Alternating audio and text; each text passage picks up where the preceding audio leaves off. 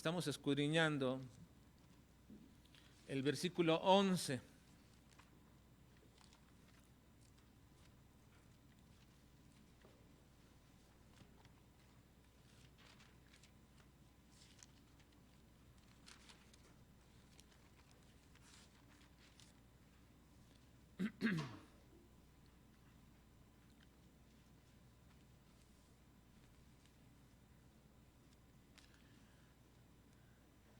En la prevención que hace Judas acerca de hombres que llevan a cabo una acción maléfica dentro de la iglesia para detener el avance de esta, Judas está previniendo a todos los creyentes de aquel tiempo, judíos y gentiles, todos y cada uno de ellos, los está previniendo acerca de hombres encubiertos que han entrado para eliminar de la mente de los creyentes la idea de una gracia perfecta de nuestro Dios para convertirla en libertinaje, y la idea de la soberanía de Dios negándolo a Él y al Señor Jesucristo. Así que bajo esa temática, Judas establece lo que llamaríamos una preposición, diciéndonos que todos estos hombres han tenido o han caído en esto porque han cometido 3 actos o están practicando 3 actos que desde antiguo Dios ha condenado, pero sin embargo siempre han estado presentes, latentes dentro de la iglesia, y más en esos tiempos y también en nuestros tiempos. Así que comenzamos el versículo 11. Hay de ellos, dice finalmente en este juicio, hay de ellos porque han seguido el camino de Caín. Ya lo escudriñamos la semana pasada. Han seguido el camino de Caín. Ese camino aún sigue, está bien empedrado, está bien pavimentado. Muchos caminan sobre ese camino, el camino de Caín, donde se establece o se pone de manera inadecuada, incorrecta y rebajada la adoración a Dios. Ahora, y luego dice en la segunda parte, y se lanzaron por lucro en el error de Balaam. Se lanzaron por lucro en el error de Balaam. Vamos a escudriñar en esta mañana el error de Balaam. 3 prácticas malignas que se introducen en la iglesia, de las cuales debemos tener cuidado. Y veremos ahora la segunda práctica, el error de Balaam. ¿Cuál fue el error de Balaam? Bueno, ya la semana antepasada di un adelanto de cuáles eran cada uno de estos y lo voy a volver a retomar en cada momento, ¿verdad? Que lo vayamos avanzando y recordando. ¿Cuál es el error de Balaam? El error de Balaam es el intento de acomodar y cambiar la voluntad de Dios a nuestro beneficio. El error de Balaam es el intento de acomodar y de cambiar la voluntad de Dios a nuestro beneficio. Y ahora que nos toca pues escudriñar la segunda práctica que Judas condena de aquellos que se introducen en la iglesia para detener el avance del cumplimiento de los propósitos de Dios con su iglesia aquí en la tierra, va a decirnos: ustedes deben escudriñar y deben de saber y deben tener cuidado, porque estos hombres se lanzan tras el error de Balaam. La historia de Balaam, hermanos, y su acción es muy prominente en las Escrituras.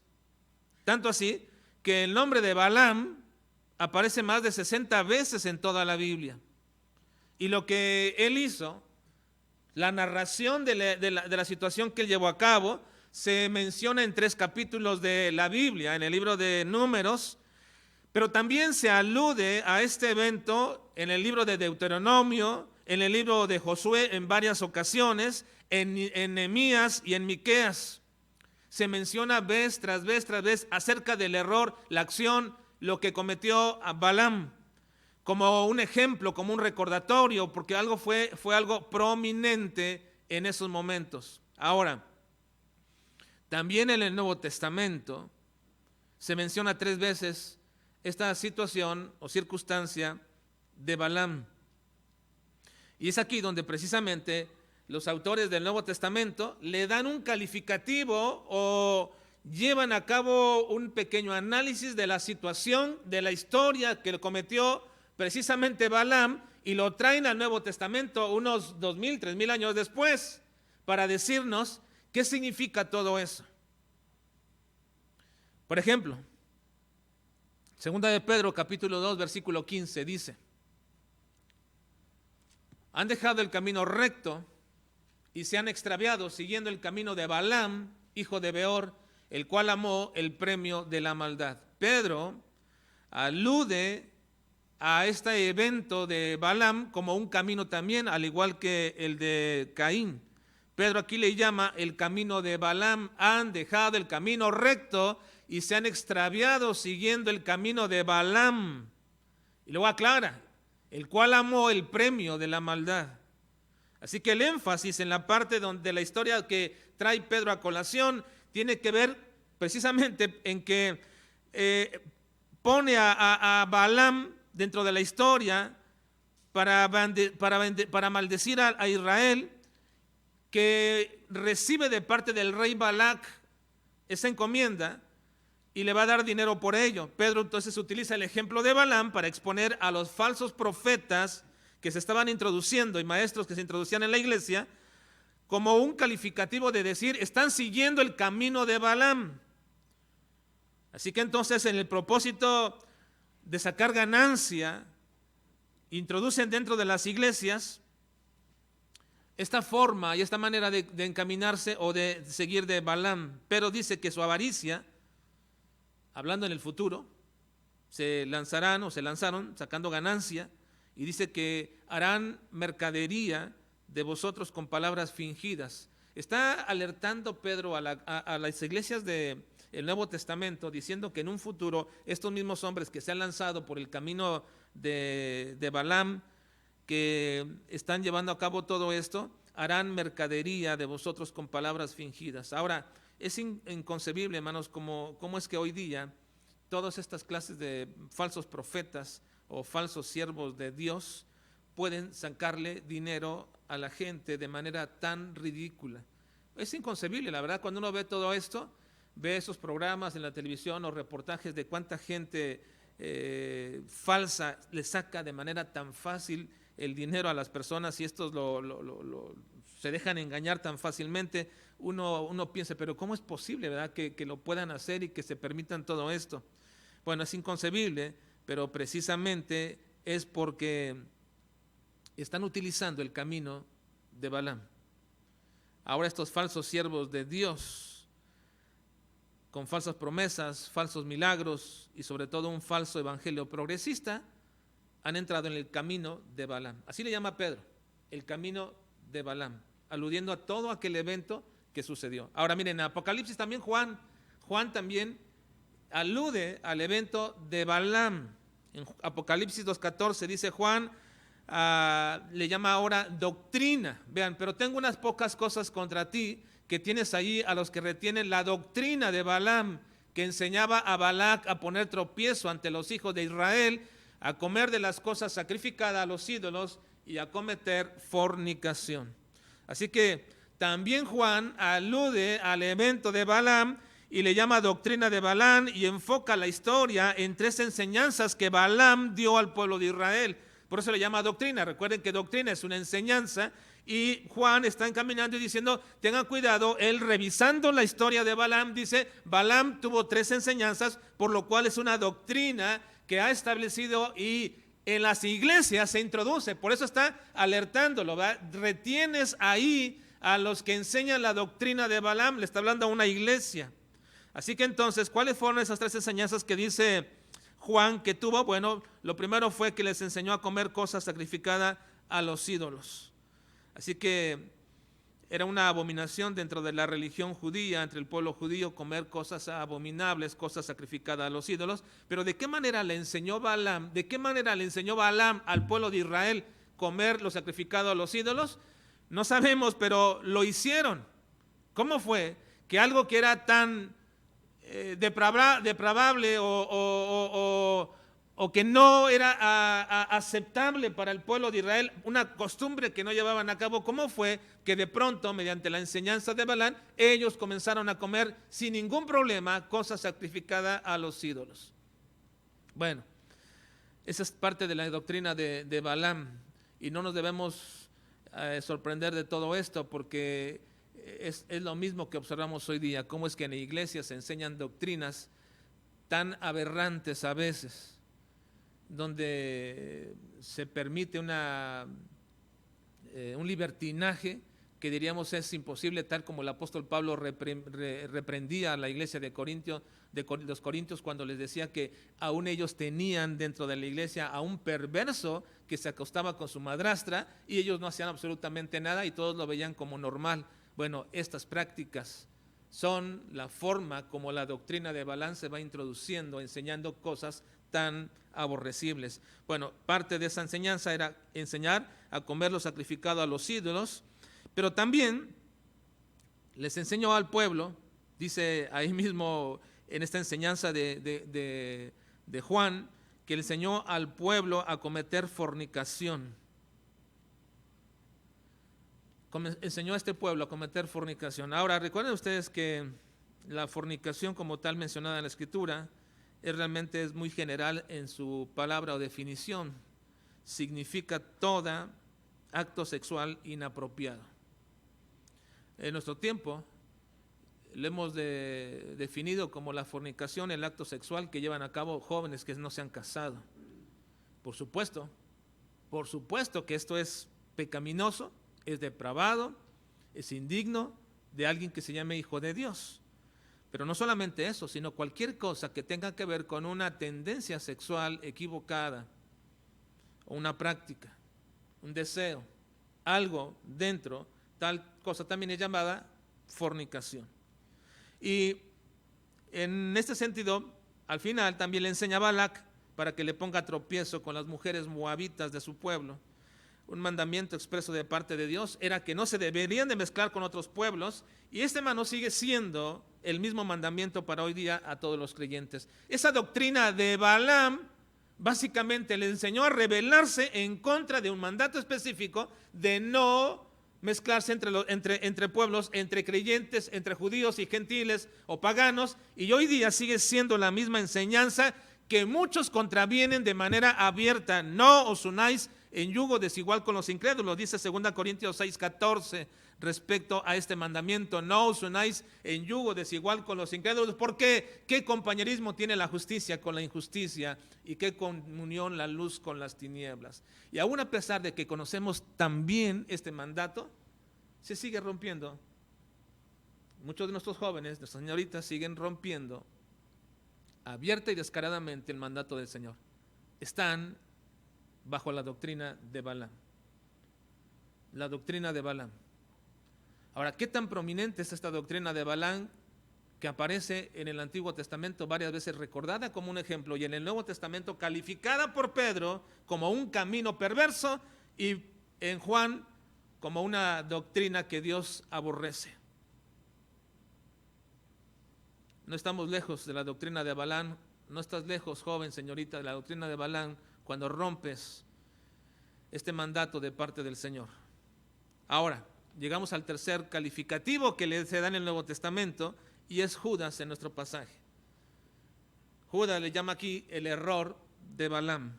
Judas aquí utiliza dos palabras que lo califican este error, y primero nos dice que este error en el cual algunos han caído, los hombres se lanzaron en el error, por lucro en el error de Balaam. Se lanzaron, es algo que en nuestro español entendemos bien. Se lanzaron es como un apresuramiento, es algo que no se espera, alguien que no lo medita, alguien que se lanza inmediatamente. En el griego significa simplemente dejarse ir, es decir, no poner ninguna restricción, no poner ningún detenimiento, se dejan ir, no pusieron ninguna resistencia. Por eso es que lo que estaban buscando ellos, al verlo de manera inmediata, como si fuesen en esa misma alusión ciertos animales que buscan la comida y la ven inmediatamente, no se dejan, no se detienen, se dejan ir por sus propios instintos. ¿Y por qué lo hacen? En segundo lugar dice Judas, por el lucro. Y la palabra usada aquí, lucros, es mistos, que también se puede traducir como recompensa y más comúnmente como salario. Se lanzaron en el error de Balaam por solamente un salario, una recompensa. Así que de alguna forma habla también de aquellos hombres que están en la obra de Dios y que están en ella solamente como una forma de vida o de sustento. Si bien es cierto, la Biblia dice que el obrero es digno de su salario, como lo dice el apóstol Pablo, pero quien lo hace solamente por recibir un salario está precisamente en el error de Balaam. Es una equivocación grandísima entrar al ministerio como una forma de sostenimiento o de vida. Quienes piensan de esta forma de manera inmediata siempre se lanzan de forma inmediata al inicio del ministerio por el lucro, por un salario, buscando mejoría inmediata, pronta, sin saber que Dios dará a cada uno conforme haya trabajado, porque dice la palabra de Dios, el labrador para participar de los frutos, ¿qué debe hacer, hermanos? ¿Qué debe de hacer? Sí lo saben, debe trabajar primero. Debe trabajar primero. Cuando la perspectiva inicial de todo aquel que entra al ministerio es obtener ganancia, tener una comodidad o recursos inmediatos, es porque está en camino de Balaam, en el error de Balaam, en la doctrina de Balaam. Ahora bien, la perspectiva de Pedro, de Juan y de Judas respecto a lo que hizo Balaam tiene una base fundamental sobre la cual actuó. ¿Por qué Pedro le llama camino? ¿Por qué Juan le llama doctrina? ¿Y por qué Judas le llama error? Bueno, respecto de este asunto, hay una base fundamental sobre la cual se lleva a cabo todo esto, y es precisamente querer autoconvencerse. Esta es la base, este es el problema. Querer autoconvencerse de que Dios puede cambiar su voluntad y sus designios para beneficio nuestro. Esa es la base de todo esto. ¿Por qué se repite una y otra vez esta historia y se menciona en el Antiguo Testamento varias veces y en el Nuevo Testamento otras veces y se califica de alguna u otra manera? Es porque está bajo la base de un entendimiento equivocado de que Dios podría cambiar su voluntad en beneficio de nosotros. Así que para entender un poco más lo que los escritores del Nuevo Testamento y específicamente en nuestro pasaje de Judas se está refiriendo, vayamos a la historia misma en el libro. En Números capítulo 22, por favor. Vamos por favor todos a Números capítulo 22.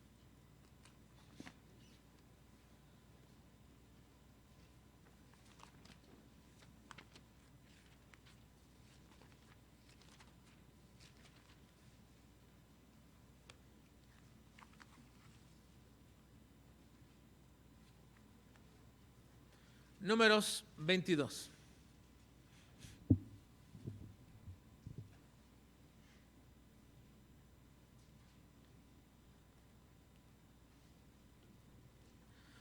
La historia es larga, hermanos, abarca 3 capítulos, 22, 23 y 24. Lo que voy a hacer es que voy a dividir la historia en 4 fragmentos. Les voy a titular un poquito para que sepamos a qué se refiere cada parte de la historia. No la voy a analizar completa porque esto nos va a llevar, obviamente, nos llevaría varias semanas el poder analizar toda la historia en cada uno de sus detalles y me quedaría en cada fragmento una por semana, pero no lo puedo hacer. Entonces, lo que voy a hacer ahora, hermanos, es dividir esta historia en 4 partes para que la podamos ver. Ustedes sí la van a leer conmigo, pero voy a analizar un poco nada más cada parte de historia, enfatizando nada más sobre lo que quiero que entendamos acerca de la voluntad de Dios, acerca de la voluntad soberana de Dios. Vamos a ver 1 al 14. Primeramente vamos a leerlo, versículos 1 al 14. ¿Lo tienen, hermanos? Ya está en Números 22, 1 al 14. Así que les pido por favor que no pierdan detalle de la historia, pongan toda su atención a la historia, evitémonos o no dejemos que nos distraigamos en este momento de la lectura de la palabra de Dios. Números 22, 1 al 14. Leamos, dice: partieron los hijos de Israel y acamparon en los campos de Moab junto al Jordán frente a Jericó. Y vio Balac, hijo de Zippor, todo lo que Israel había hecho al amorreo. Y Moab tuvo gran temor a causa del pueblo, porque era mucho, y se angustió Moab a causa de los hijos de Israel. Y dijo Moab a los ancianos de Madián: Ahora lamerá esta gente todos nuestros contornos, como lame el buey la grama del campo. Y Balac, hijo de Zippor, era entonces rey de Moab.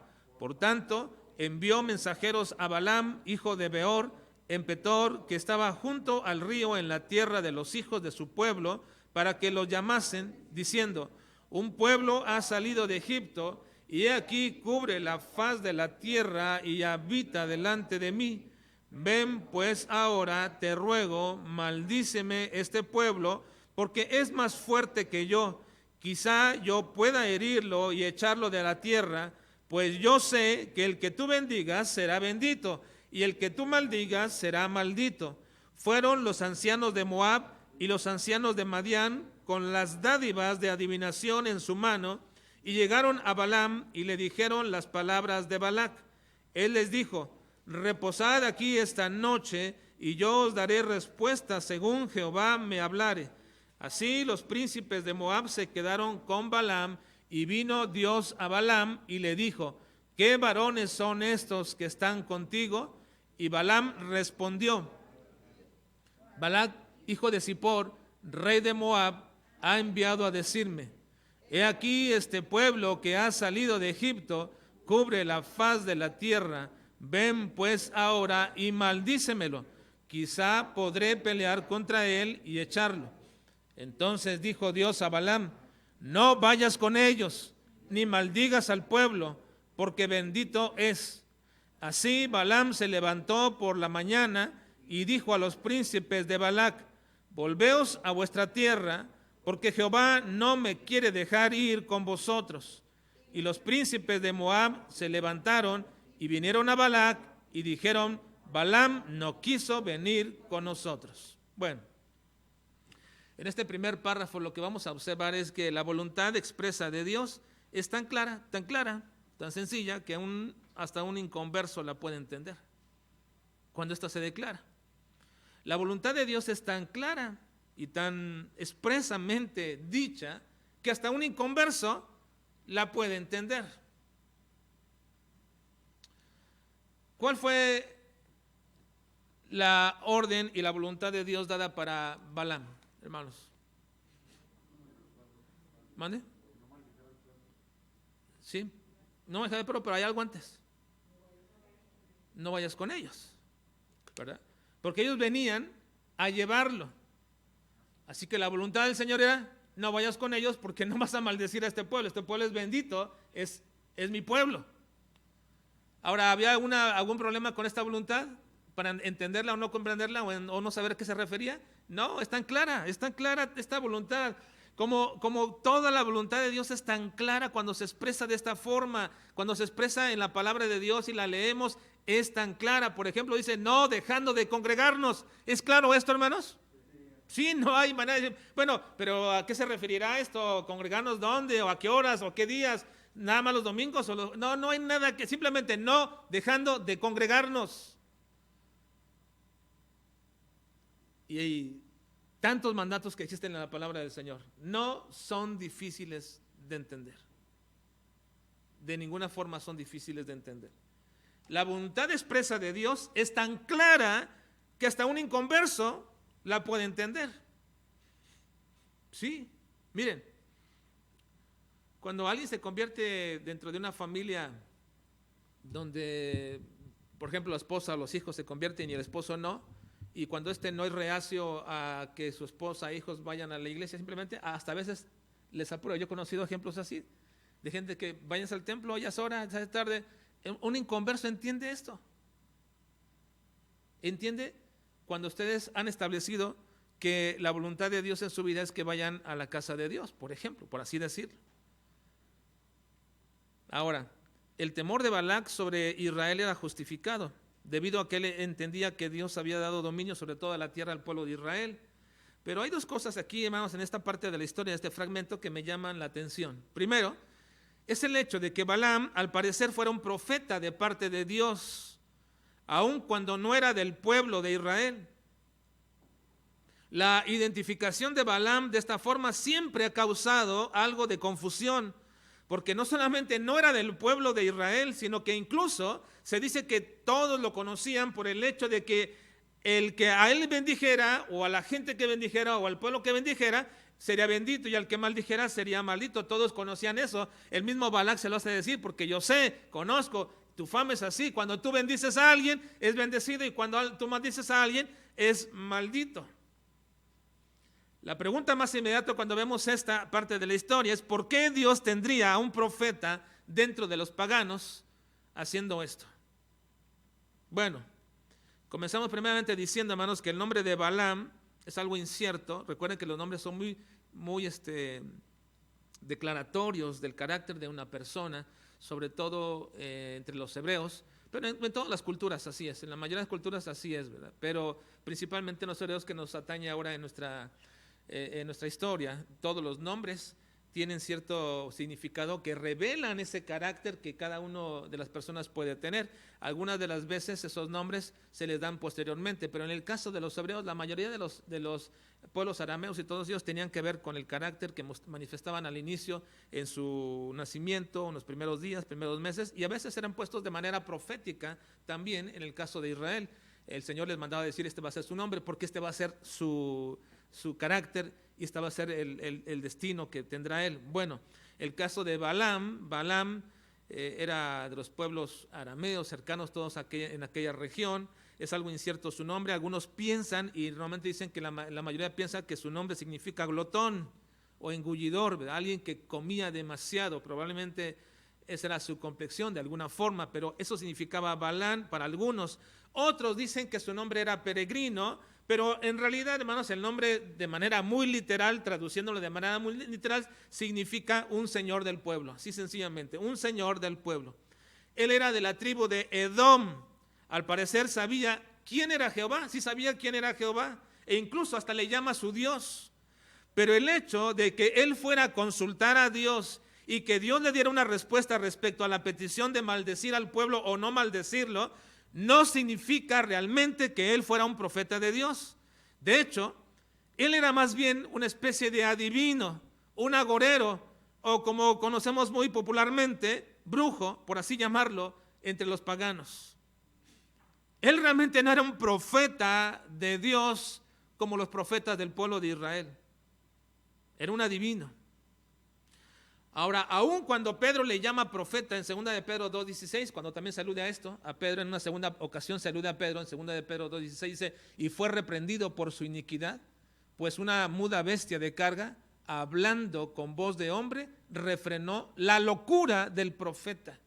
Ven, aquí Pedro le llama profeta, pero aun cuando Pedro le llama profeta, le está llamando profeta en el contexto de lo que Pedro viene anunciando y diciendo respecto a los falsos profetas, que los está evidenciando en este capítulo en su carta. Ahora, Moisés, quien escribió el libro de Números, nunca le llamó profeta a Balaam. Al contrario, lo reconoce como un adivino. En el versículo 7 de nuestro pasaje nos dice: fueron los ancianos de Moab y los ancianos de Madián con las dádivas de adivinación, o el pago del adivino. Eso significa, con las dádivas de adivinación en su mano, el pago para el adivino.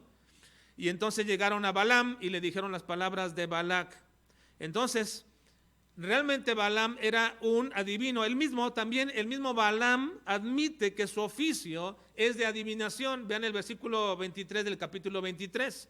23 dice: y el asna vio al ángel de Jehová que estaba en el camino con su espada desnuda.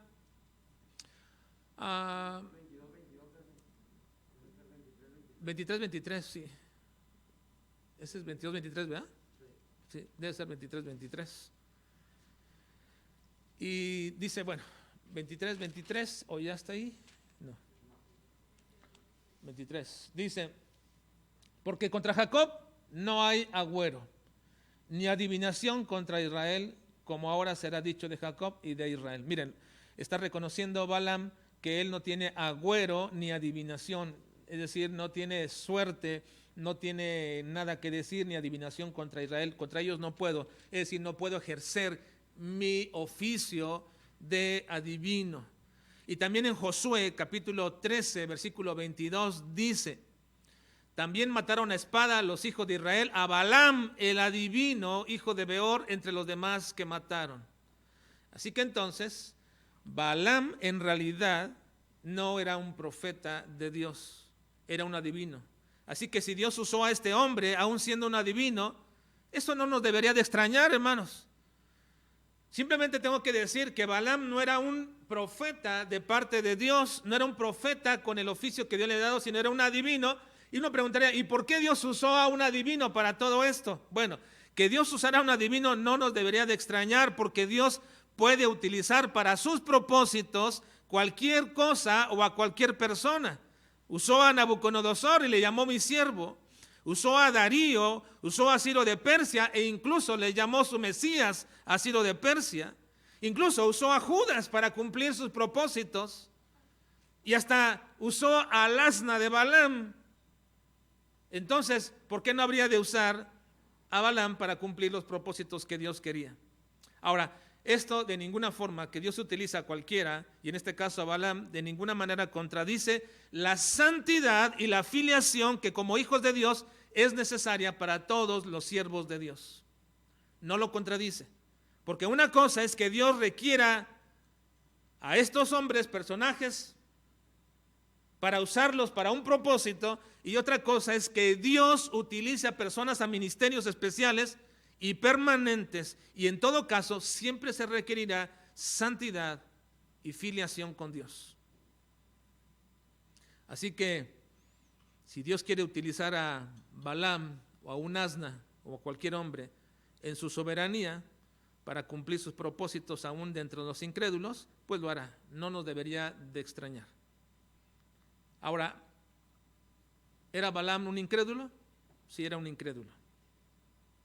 Él era un incrédulo. Pero aún los incrédulos pueden conocer la voluntad de Dios cuando esta está expresada claramente. Le dijo, no vayas porque no vas a maldecir a este pueblo. ¿Era claro? Hermanos, ¿era claro la voluntad de Dios? ¿El incrédulo lo conoció, lo entendió? Sí, de tal manera que fue, dijo, no voy a ir. Me dijo Dios que no fuera con ustedes. Era clara. Si un incrédulo puede entender la voluntad expresa de Dios, yo me pregunto, ¿por qué los creyentes entonces nos hacemos tan tardos para entender esa voluntad? Porque una vez que conocemos la voluntad de Dios clara y perfecta, entonces queremos ponerles pero, y sí, y cosas como estas a algo para que podamos llevarla a cabo. Ahora, vayamos a la segunda parte de la historia. La voluntad de Dios es clara, es sencilla, hasta que un incrédulo pueda entenderla. Vayan a la segunda parte de la historia, versículos 15 al 19.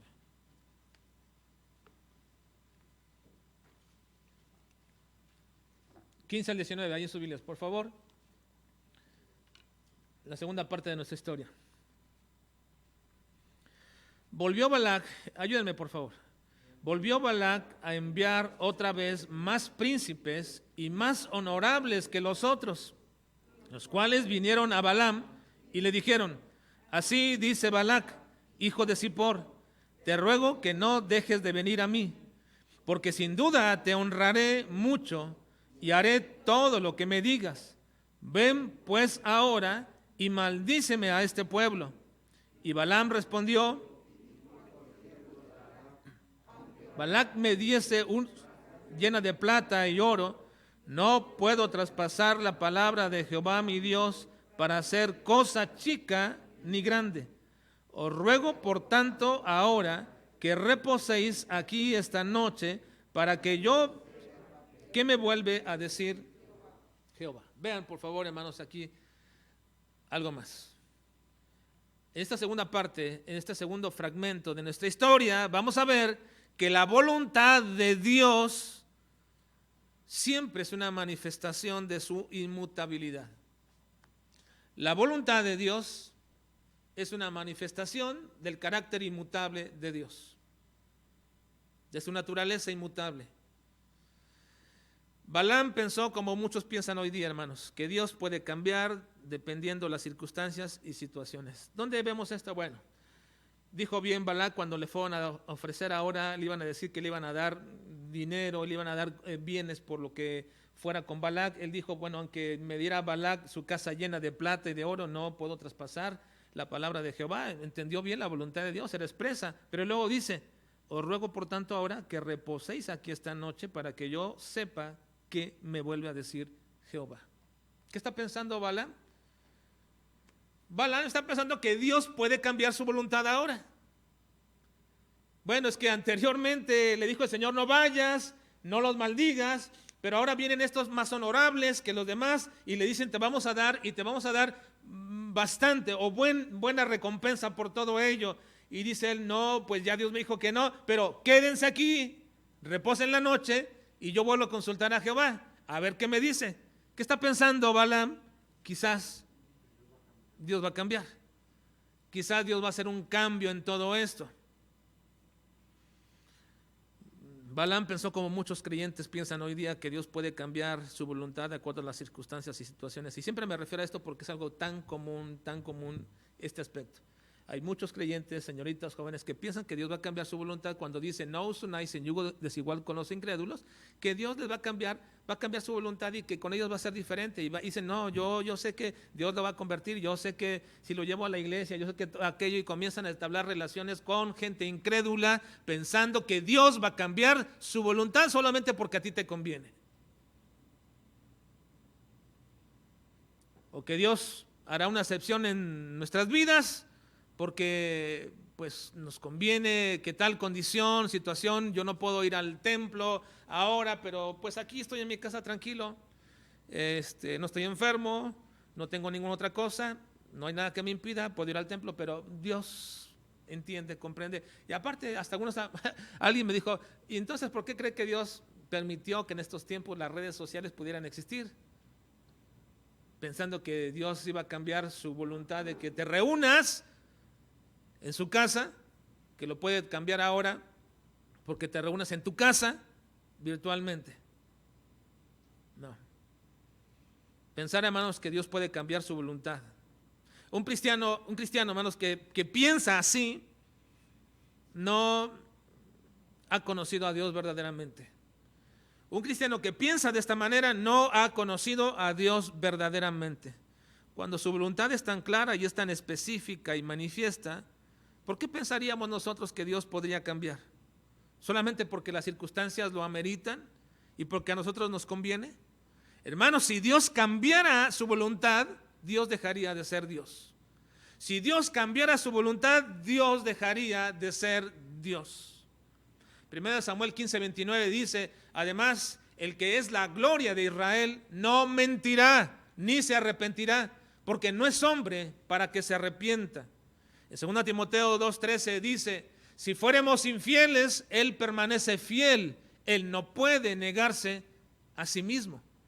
Es decir, no puede ir en contra de su propia naturaleza. Dios no puede ir en contra de lo que Él mismo ya ha establecido y ha dicho que es lo que Él es y lo que Él manifiesta. Cuando Dios manifiesta su voluntad, manifiesta su naturaleza, manifiesta su deseo, manifiesta todo lo que Él es. Su voluntad es una manifestación clara de quién es Él. Y si Él es inmutable, su voluntad no va a cambiar nunca.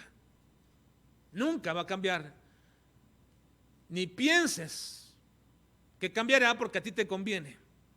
Porque cuando Dios cambiaría, entonces dejaría de ser Dios.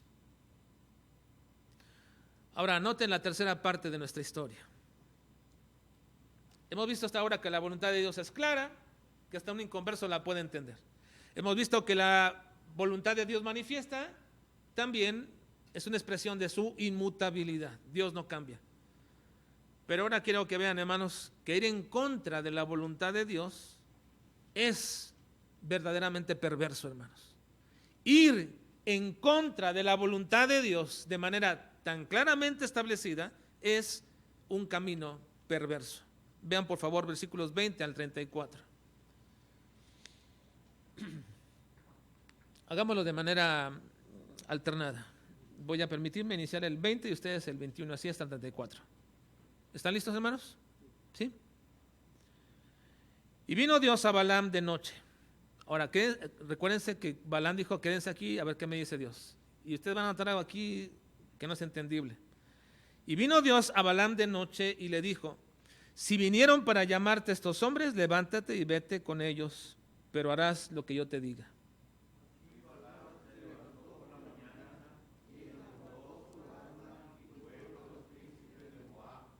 y la ira de Dios se encendió porque él iba.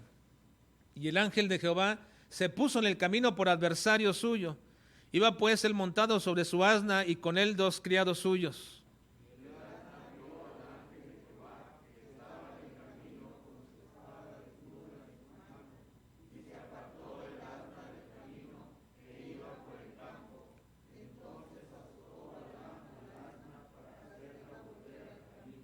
Pero el ángel de Jehová se puso en una senda de viñas que tenía pared a un lado y pared al otro.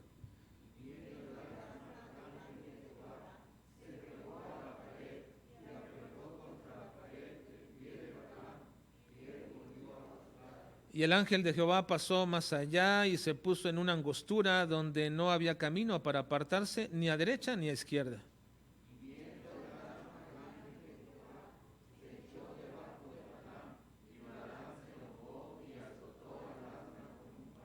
Entonces Jehová abrió la boca del asna, la cual dijo a Balaam: ¿qué te he hecho que me has azotado estas 3 veces?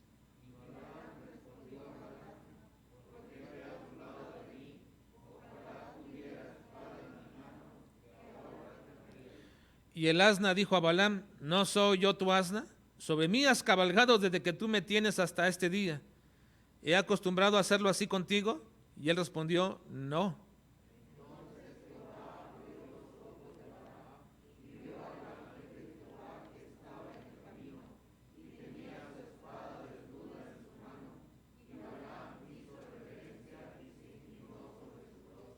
Y el ángel de Jehová le dijo: ¿por qué has azotado tu asna estas 3 veces? He aquí, yo he salido para resistirte, porque tu camino es perverso delante de mí.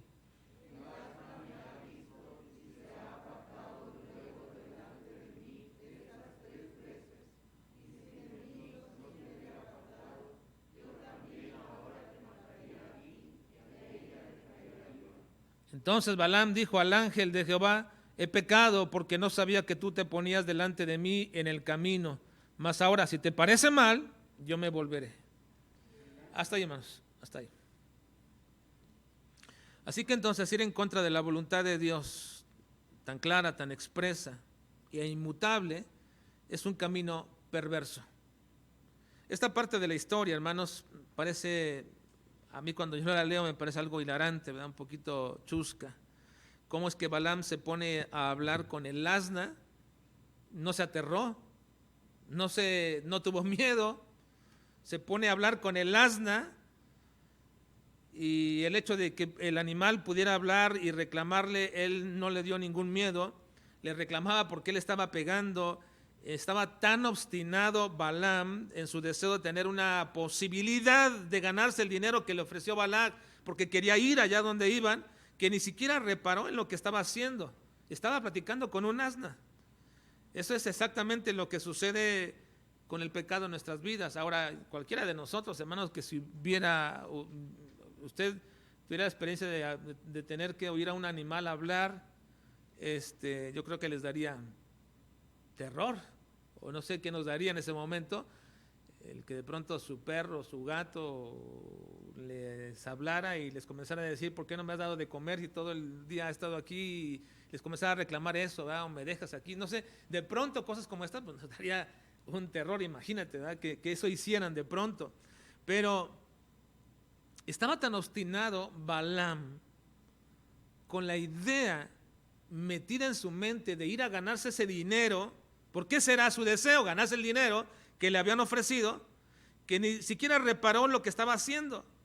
Y eso es exactamente lo que acontece con el pecado en nuestras vidas, hermanos, cuando estamos tan obstinados dentro de un pecado, cuando la concupiscencia, como un deseo irrefrenable, se mete en nuestros miembros y en el deseo de hacer lo incorrecto, se apodera de nuestras vidas, que no nos damos cuenta de cómo estamos afectando a otros ni a nosotros mismos. Santiago 1, 14, 15 dice: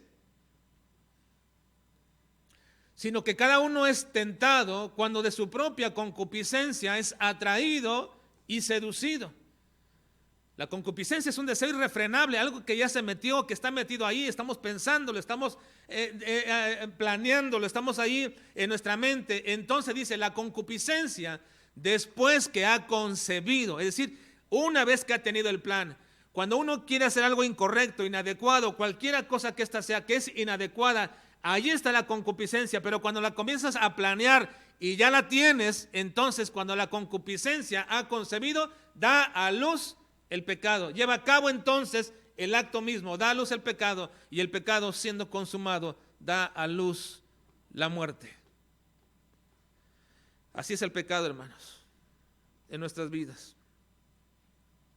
Cuando estamos sometidos al pecado, cuando la concupiscencia está en nuestro ser, no nos damos cuenta de quién estamos afectando y no nos interesa. Aun cuando nos demos cuenta, no nos interesa. Sabes que vas a echar a perder la vida de tus hijos, de tu esposo o esposa, de alguien cercano. No nos interesa. Estamos tan metidos en ellos, tan afianzados, estamos tan absortos en ello que no nos interesa lo que están sufriendo o lo que pueden sufrir los demás. Esto es lo que le pasó a Balaam. Estaba tan metido en ello que ni siquiera reparó, ni le interesó, ni se asombró de que un asna estuviera platicando con él, reclamándole.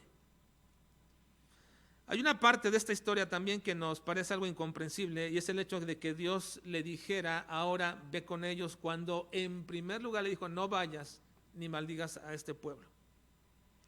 Y luego también, después de haberle dicho, ve con ellos, después se interpone para que no continuara el camino. Es algo un poco que no alcanzamos a comprender esta situación. Primero le dice Dios, no vayas, no va. Después vienen y le dice, ve con ellos, pero ahora es lo que yo te digo. Y cuando va en el camino se interpone y le dice, ¿por qué estás yendo? Tal hecho de que la asna se detiene, y cae sobre ella misma para no permitirle seguir. Ahora, ¿qué significa todo esto? Bueno, entender las cosas que Dios hace del todo no es algo que nos corresponde totalmente a nosotros, simplemente lo que acontece. Pero lo que les puedo decir en mi interpretación de este asunto es que obviamente lo que está haciendo Dios es amonestar el hecho de que no de que Él vaya, sino el propósito por el cual está yendo.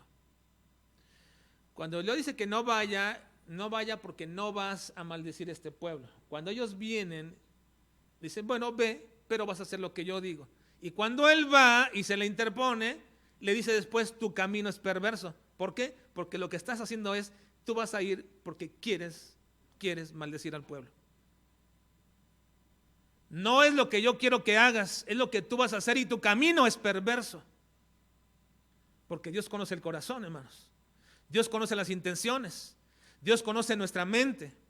Dios sabe perfectamente lo que estamos pensando y lo que estamos proponiendo y lo que hay en nuestro corazón. Por eso es que aunque nosotros podamos mostrar o manifestar algunas acciones buenas o decadas, Él sabe perfectamente cuál es nuestra intención. No podemos esconder de parte de Dios. Podemos decir que eso no es lo que queríamos hacer, podemos decir que eso no es lo que quisimos decir, podemos decir cualquier cosa, pero Dios conoce la intención del corazón. ¿Y quién se puede esconder del escrutinio de Dios, hermanos? Quien estamos desnudos delante de Dios. Puedes engañar a tus padres, muchacha, puedes engañarlos. Puedes engañar a tu esposo o esposa. Puedes engañar a quien quieras, pero no puedes engañar nunca delante de Dios, porque estamos delante del que todo lo conoce. Aún las intenciones del corazón. Así que ir en contra de la voluntad de Dios tan clara y tan expresa es como lo que le dice Dios a Balaam. Estoy aquí, te detuve y detuve a tu asna, porque tu camino es perverso delante de mí. Es perverso delante de mí. Por eso es que David siempre decía, Señor, escudriña mi corazón y ve si en él hay camino de perversidad. Es decir, ve si, Señor, a pesar de que yo estoy haciendo algo que creo que tú quieres que yo haga, realmente lo estoy haciendo en la intención y en el corazón con lo que quiero hacer. Realmente en mí hay el deseo de hacer lo que quiero hacer. Yo no sé cuántos de nuestros hijos vienen con todo el deseo aquí a la casa de Dios, con el deseo realmente de honrar, glorificar a Dios. Claro, los estamos entrenando, claro, los estamos guiando y hay que hacerlo de continuo una y otra vez, pero en el proceso deberían ellos ya aprender y entender y saborear y desear hacerlo. Es que no es tanto lo que hacemos, sino las intenciones que tenemos. Y esas las conoce perfectamente el Señor. Y cuando no es así, el camino es perverso. Perverso. Podemos engañar muchas veces. Cristo dijo una ocasión, estando frente al templo, junto al lugar de las limosnas, dice, las ofrendas, donde se ponían las ofrendas, vio a unos hombres que venían y echaban mucho de las ofrendas. Y luego vino una mujer y puso una pequeña moneda nada más. Y el Señor Jesucristo dijo, esta mujer dio más que todos ellos. Bueno, en apariencia no era así. En apariencia que ellos echaban bastante. Pero dijo Cristo, ellos echaban de lo que sobraba, lo que les sobra. Esto no me afecta en absolutamente nada. Esta no es una ofrenda realmente. Cuando uno da y dice, bueno, ahora sí tengo suficiente, ahora ya pagué todas mis cuentas, ahora ya pagué todo lo que había y ahora sí puedo dar mi diezmo y mi ofrenda, no tengo problema. Eso es lo que te sobra. Es la misma condición, lo que te sobra.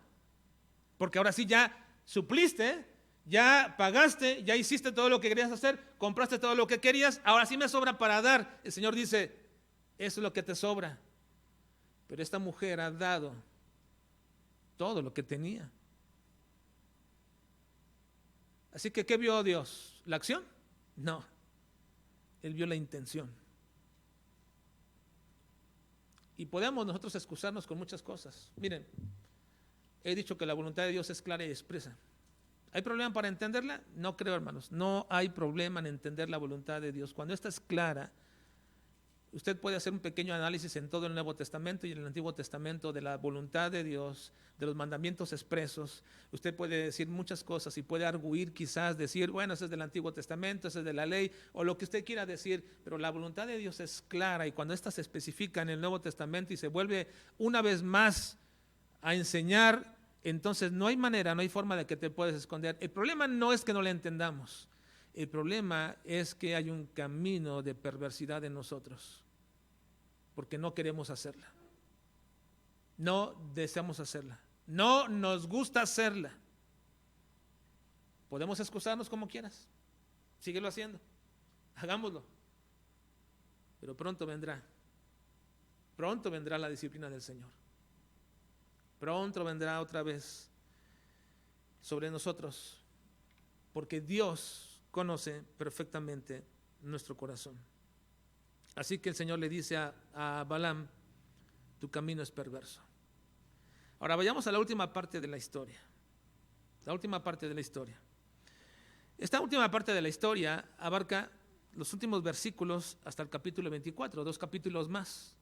Solamente lean conmigo versículos 35 al 40 y los últimos 2 capítulos es prácticamente una historia que les voy a contar de manera muy rápida o relatar de manera muy rápida. Vean por favor, versículos 35 al 40 para culminar este pasaje. ¿Lo tienen ya? Vamos a leerlo. Dice, y el ángel de Jehová dijo a Balaam, ve con esos hombres, pero la palabra que yo te diga, esa hablarás. Así Balaam fue con los príncipes de Balac. Oyendo Balac que Balaam venía, salió a recibirlo a la ciudad de Moab, que está junto al límite de Arnón, que está al extremo de su territorio. Y Balac dijo a Balaam, ¿no envié yo a llamarte? ¿Por qué no has venido a mí? ¿No puedo yo honrarte? Balaam respondió a Balac, he aquí yo he venido a ti, mas ¿podré ahora hablar alguna cosa? Las palabras que Dios pusiera en mi boca, esa hablaré. Y fue Balaam con Balac y vinieron a Kiriat Usot. Y Balac hizo matar bueyes y ovejas y envió Balaam y a los príncipes que estaban con él. El día siguiente Balac tomó a Balaam y lo hizo subir al Bamot Baal y desde allí vio a los más cercanos del pueblo. Ahora, en adelante, el capítulo 23 y el 24 habla precisamente de este intento de Balaam de hacer lo que Balac le decía, de maldecir al pueblo, pero cada vez que lo iba a hacer, en lugar de maldecirlo, comenzaba a decirle bendiciones. Y se enojaba Balac y le decía a Balaam, bueno, es que no puedo hacerlo, pero vayamos a otro lugar, llévame a otro lugar, a otra parte, y veremos si de ahí quizás Dios lo maldiga. y lo llevaban, otra vez hacían otro holocausto y comenzaba una vez más a proferir profecía en contra de Israel, pero cuando lo hacía, Dios volvía a cambiar la profecía de maldición en bendición y se enojaba Balac y le volvía a decir Balaam, bueno, no sé, no puedo hacerlo, vayamos a otro lado. Y así fue el intento de Balaam. Ese era el camino perverso de Balaam, intentando que Dios en algún momento quizás se equivocara y dijera, bueno, ya por fin, o se olvidara de eso y lo dejara maldecir al pueblo. Así que Balaam, en lugar de maldecir al pueblo, lo bendecía. El error de Balaam, hermanos, no consistió en que no entendiera la voluntad de Dios, era tan clara, sino que la entendió tan bien que entonces lo que fue su error es que él se empecinó en querer cambiar esa voluntad. No es que no la entendía, la entendió tan bien que su error era querer cambiar la voluntad de Dios. Vean por favor en el capítulo 24, versículo 25. Vean por favor, 24, 25, que es el último versículo del 24. Quiero que anoten esto, por favor. 24, 25. Entonces, leamos todos, dice, entonces se levantó Balaam y se fue y volvió a su lugar, y también Balac se fue por su camino. Vean, noten lo siguiente, por favor. Después de intento tras intento de querer maldecir al pueblo de Israel, de intento tras intento de querer que el pueblo de Israel fuera maldecido y no podía, bueno, ya desistieron y dice que Balaam se levantó y se fue a su lugar y también Balac se fue por su camino. Ahora noten el versículo 1 del 25, ¿cómo sigue? Vean lo que sigue por favor, 25:1.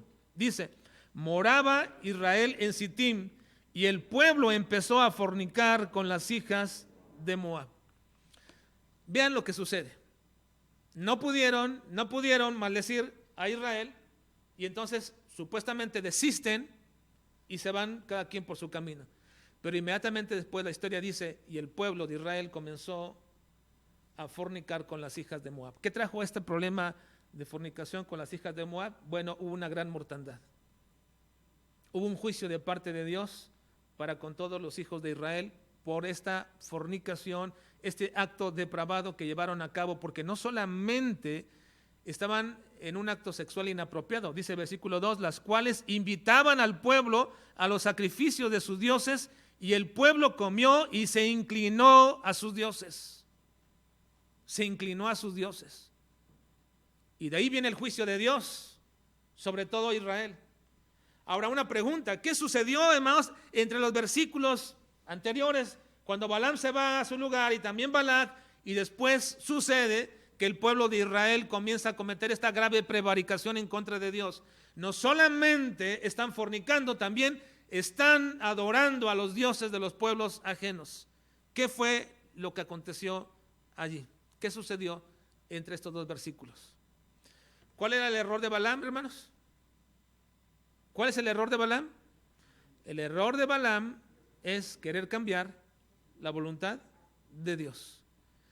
La voluntad de Dios es expresa. La voluntad de Dios es clara. La voluntad de Dios es inmutable.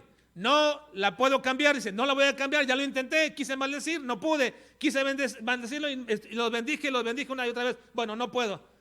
Entonces lo que voy a hacer es cambiar esa voluntad.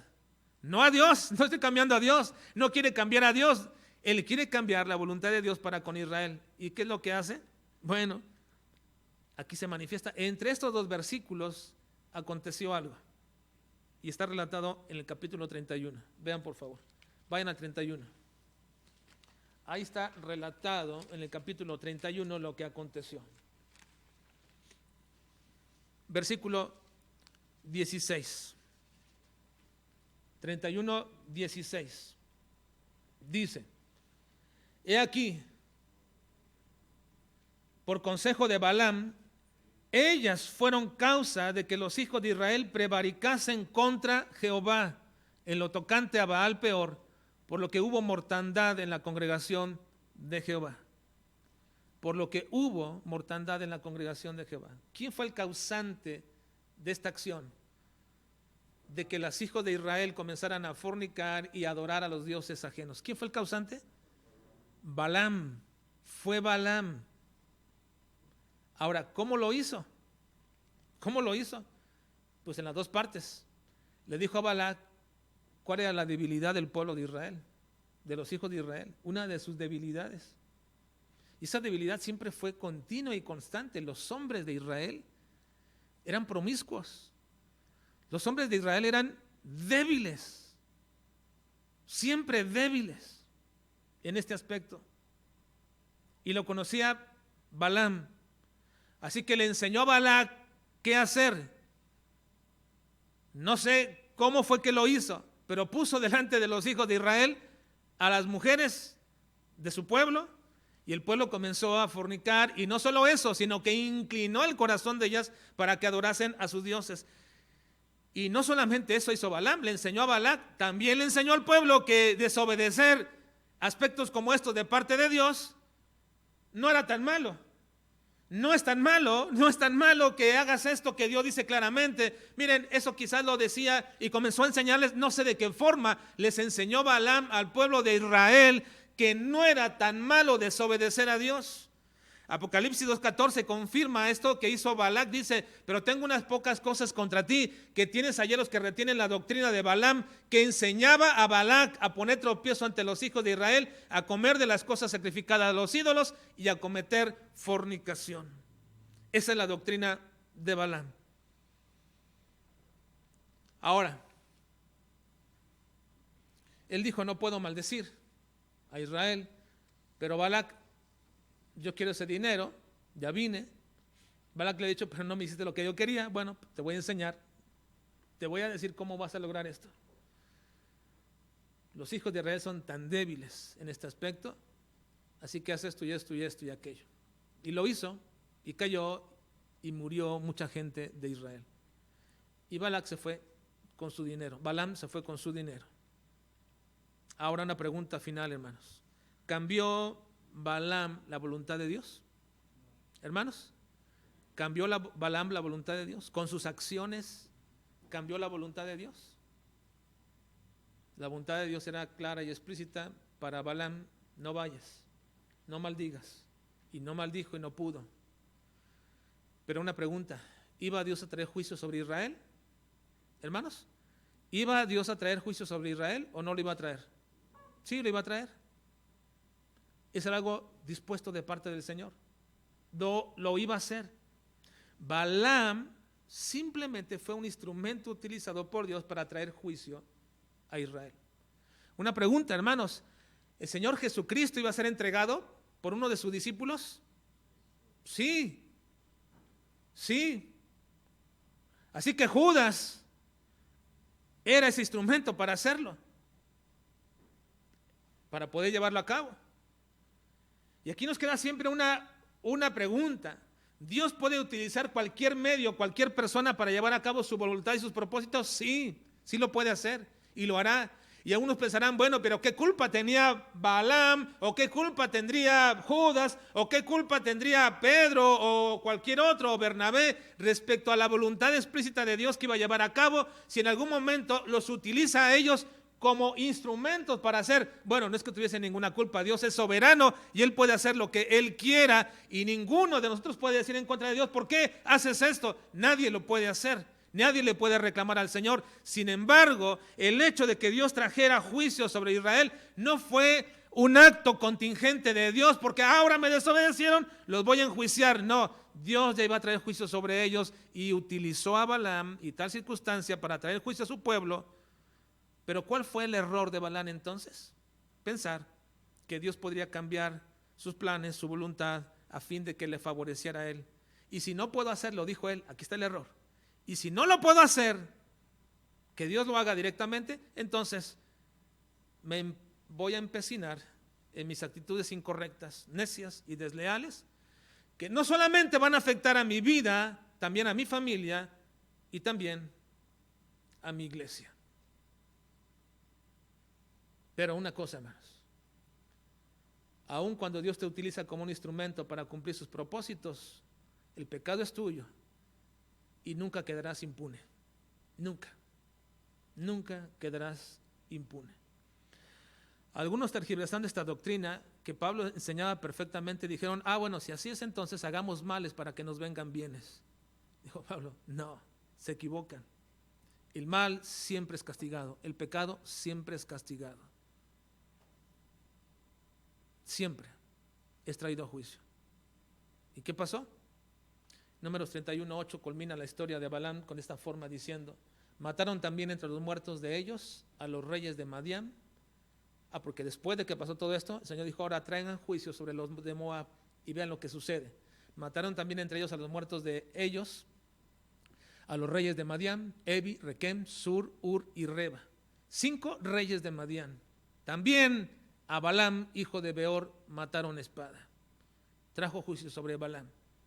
Y Proverbios 29:1 dice, no olviden nunca esto, el hombre que reprendido endurece la cerviz, de repente será quebrantado y no habrá para él medicina.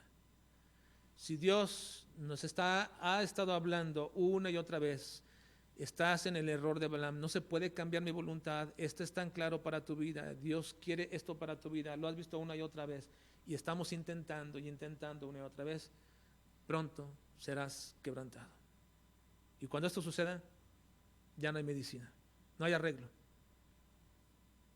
Perderás tu matrimonio, perderás tu familia, perderás tus bienes, perderás tu iglesia, perderás muchas cosas, porque no te detuviste a tiempo. No te detuviste y pensaste que Dios podría cambiar su voluntad, pero el Señor dice, no, yo nunca cambio. Yo soy Dios y no soy hombre para cambiar o arrepentirme. Vamos a orar, por favor.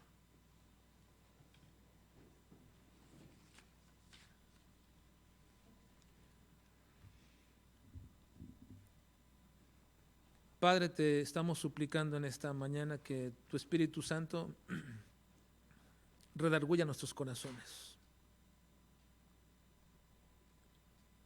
Cada uno de nosotros, Señor, tenemos que reconocer que algunas veces hemos transitado por el camino de Balaam, por el error de Balaam, o quizás hasta hemos acuñado una doctrina de Balaam en nuestras vidas. No la hemos creído, Señor, hemos creído que esa doctrina es correcta, Padre. Yo te ruego en el nombre de Cristo que si nuestro corazón y nuestra vida y nuestro ser te pertenecen, Señor, entonces también nos hagas reconocer que no podemos cambiar nunca tu voluntad a beneficio nuestro. Ni podemos esconder, ni podemos pensar, Señor, que se te olvidará o que pasarás por alto el hecho de que quebrantamos tu voluntad. Ayúdanos, Dios, ayúdanos a reconocer, a entender que el error de Balaam es hacer nuestra propia voluntad por tratar de pensar que podemos sobrepasar la tuya. Perdónanos por esto, Señor, y guíanos en este tiempo, Señor, a reconocer que estamos en un camino perverso, que prevaricamos en contra tuya y que ofendemos, Señor, tu soberanía pensando que podemos hacer lo que queremos. Perdónanos, Dios. Te lo suplico en el nombre de Cristo. Amén.